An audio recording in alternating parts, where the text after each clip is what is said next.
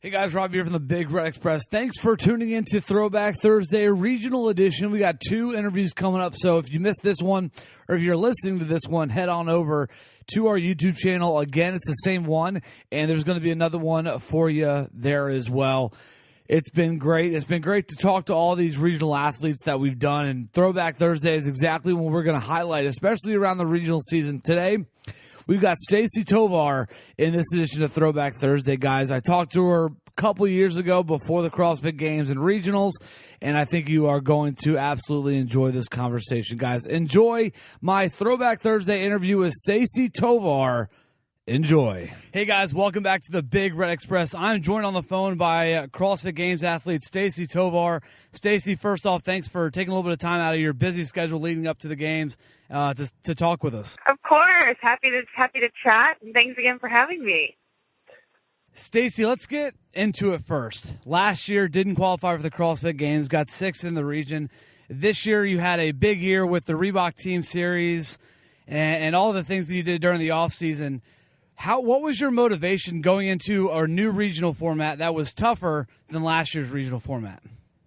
Well, I mean, obviously not qualifying. You had some motivation, just from, getting back there and missing it, and so it was easy to kind of train and you had a little extra drive just knowing that, I've got to do it this year. There's a lot of people on my side that were rooting for me, and myself personally, I knew that I should have gone last year.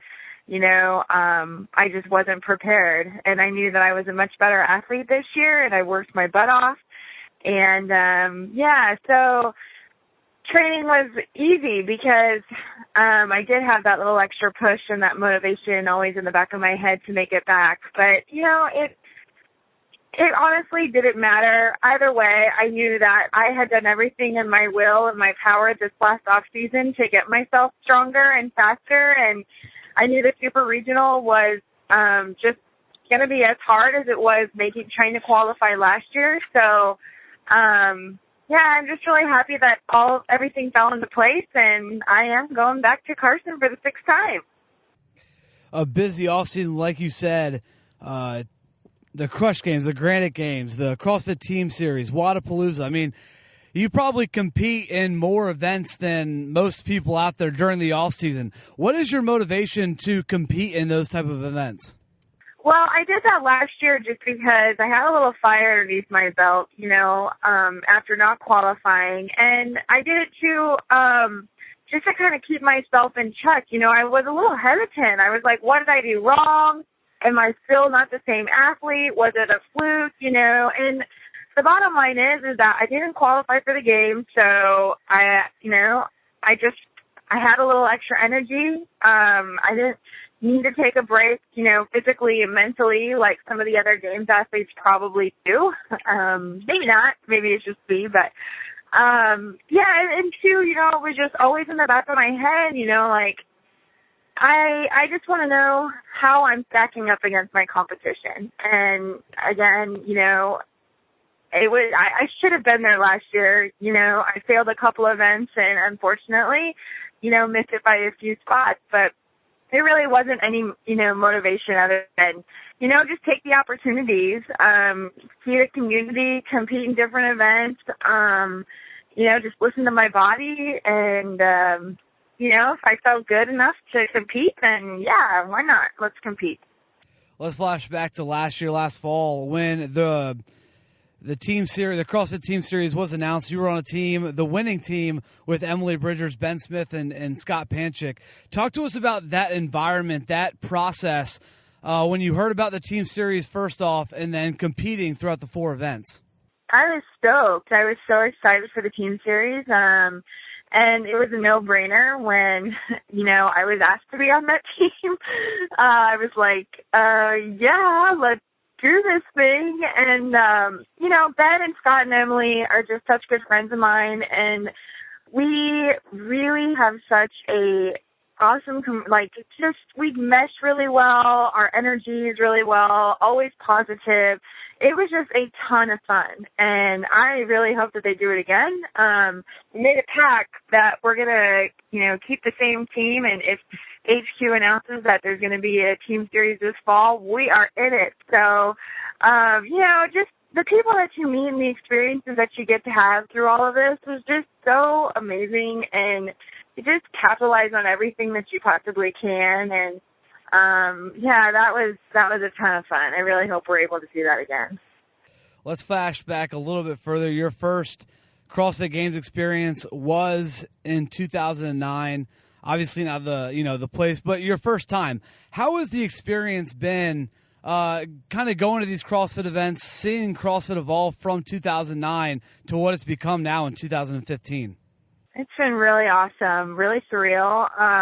It's been really cool to watch it transform like it has. I mean, just, from the number of people to the vendors to the media to the overall experience to how it's run. I mean, last year I was on the demo team, so I got to see a lot of the behind the scenes things.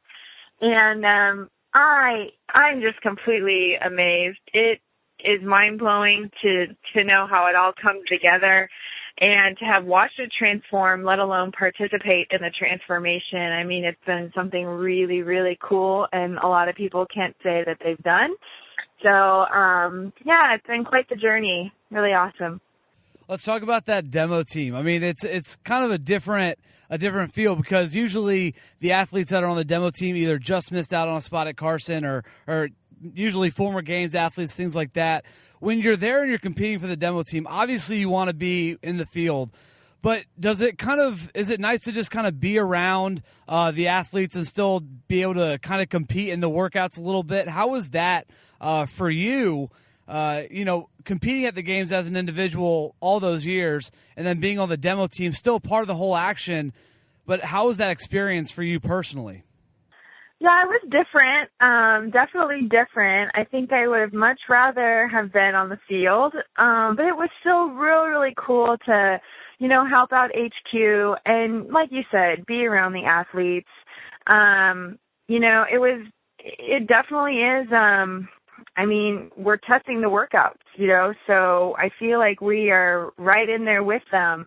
And you still got to compare your times and kind of watch it all unfold. But, it was just really cool to kind of see how it all comes together, between transferring of equipment to, how Dave Castro kind of, ticks to, how really, the guy is literally running on like 4 or 5 hours of sleep max, each night. It's just really, really wild to kind of, and then, Dick Castro's in front of everyone. It's like, here I am. I've been alive for like 2 hours, It's just really awesome. Really amazing, actually. Growing up, you from Nebraska, grew up on a farm with your family. You played volleyball, did track and field. What kind of things kind of stood out to you when you transitioned into CrossFit that you learned from track and field and volleyball?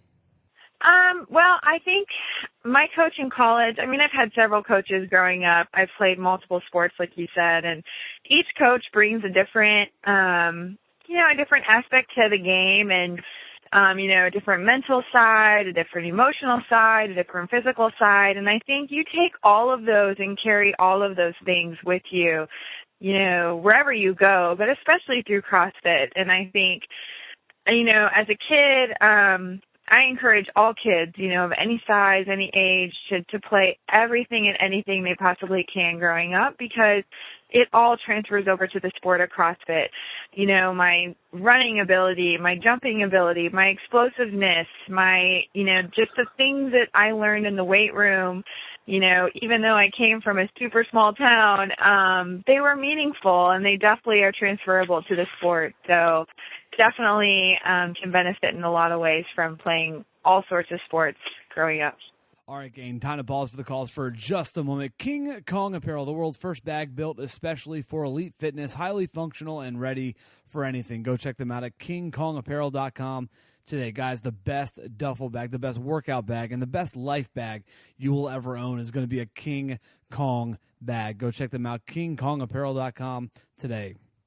Also, Honest Amish Beard Care, the best for your beard. They've got a beard and body soap, beard balm, beard oil, and much, much more. Made from all natural and organic ingredients for the highest quality beard care. Go to AmishBeardCare.com to check out all of their products. All right, guys, back to my interview with Stacie Tovar. Enjoy. We're speaking with Stacie Tovar, CrossFit athlete, one of the more popular CrossFit athletes in the game today. Stacie, as a female, there are so many things about CrossFit that people, the outside media, and even people within working out saying, I don't want to look like, that I lift weights. What do you say to those people that, that doubt people that do CrossFit, especially the female gender? Honestly, I ignore the haters.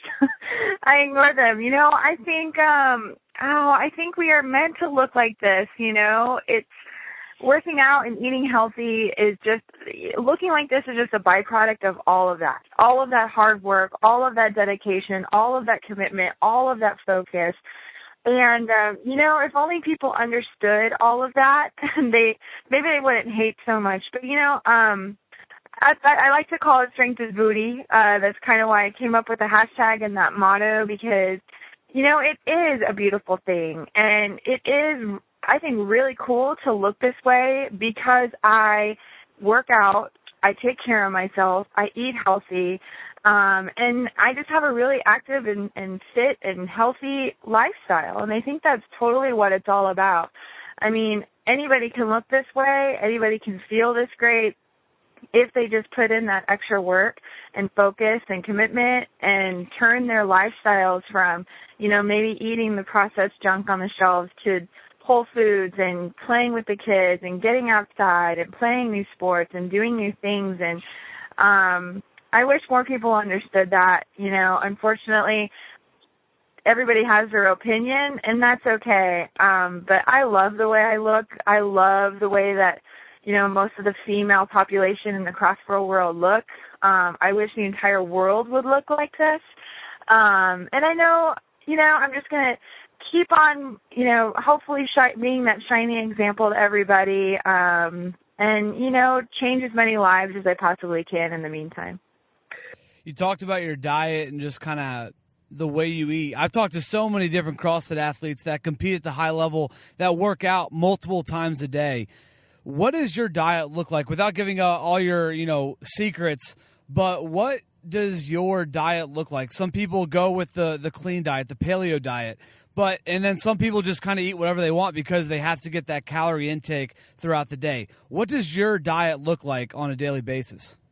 That's a great question, and it's, I kind of like to say it's a not a one-size-fits-all kind of thing. My diet, I'm fortunate enough I have Evolved Paleo Chef here in town who actually has a meal that comes out every week, and I get to choose from that menu, what kind of meals I want. And so I do have my food prepared. It is mostly paleo, but like you said, I'm so active, sometimes working upwards of 6 hours, working out 6 hours a day, where I do need additional fuel. So I'll have some, additional white rice and maybe some bread to kind of keep my energy levels high. But for the most part, I eat real whole foods. I really clean a majority of the time. I do have a few cheat meals every now and then, and those are usually just one a day, and it does involve sugar. Otherwise, I really don't eat much sugar. I definitely don't drink alcohol, and I eat like everybody else. I stay away from the processed foods, the things that have expiration dates, and I eat, the whole foods, lean meats, fresh fruits, fresh veggies, tons of essential fats. So your coconut oil, your olive oil, your nuts, your seeds, your avocados, and like I said, white rice, maybe some denser carbohydrates in there. So there's no secret. That's it. You're so big on social media, and that's become a really big part of not just, CrossFit, but just the world in general. How cool has it been that you can kind of reach out to thousands and thousands of people with just a click of a button, and they can follow you on your journey day by day? It means the world to me. I mean, I never thought in a million years that I would have as many followers as I do. I didn't start this for that. I started CrossFit as a way to get healthier myself and, to stay fit and physically active, and to watch it kind of happen the way it has just been an incredible journey to be on. I'm so thankful for the community. I mean, they inspire me. It is really, really weird to say that, my post can reach that many people. But it is kind of inspiring as well. It's like I can really touch that many lives with just a click of a button. That's really, really cool, and that means a lot to me. So I appreciate you saying that. Thank you. It is really weird to know that I have that much support and that many people on my side, with me through this all. So it's really, really cool. Now, what's your Twitter, your Instagram handle? Put out some plugs for yourself on where people can find you. If they want to get in touch with you, how can people find out more about Stacie Tovar? Absolutely. So I have a website as well, stacietovar.com. There's an email address. You can just click on the contact me tab, and that's how you can get a hold of me quickly. You can also, of course, get me through Facebook. I have an athlete page. That's Stacie Tovar. My Instagram is at Stacie Tovar, and my Twitter is at LivQuintet. Awesome. Okay, so Stacie, the final portion of the Big Red Express. What is your favorite Olympic lift? Ooh, my favorite Olympic lift, I would say, is the Queen. Favorite CrossFit movement? Oh, there's a lot to choose from. I would say I'm more of a barbell girl, moderate to heavyweight, anything, really. If you could you're stuck on a deserted island, you could have 3 items. A person counts as an item. If you had 3 items, what would you bring? I would bring my husband, I'd bring my dog, and the third item would probably be a phone. Okay, that's fair. All right, final question for the Big Red Express. We're talking with Stacie Tovar. Stacie, Dave Castro has put you through probably the worst workouts that you've ever competed in your life, you've ever done in your life. If you could program one workout for Dave Castro, what would you have him do? Oh, my goodness. He likes rowing too much. Otherwise, I would tell him to get on that thing and row, a half marathon worth. But, gosh, the hardest one I think I've ever had to do, man, would definitely be long, because those are just grueling. He likes swimming too much. Otherwise, I'd say swim in the ocean. But, man, that's a really hard question. I would say, gosh, like a Fran, I would say let's have him do the final event of the 2012 games, which was like Elizabeth, Isabel, followed by Fran. Ooh, minimal rest between. That's bad. Why not? Awesome. Well, Stacie, thank you so much for taking some time out of your busy schedule. I know you're getting ready for the CrossFit Games coming up here. Thank you so much. Good luck, and we'll catch you down the road. Thank you so much. Great talking to you.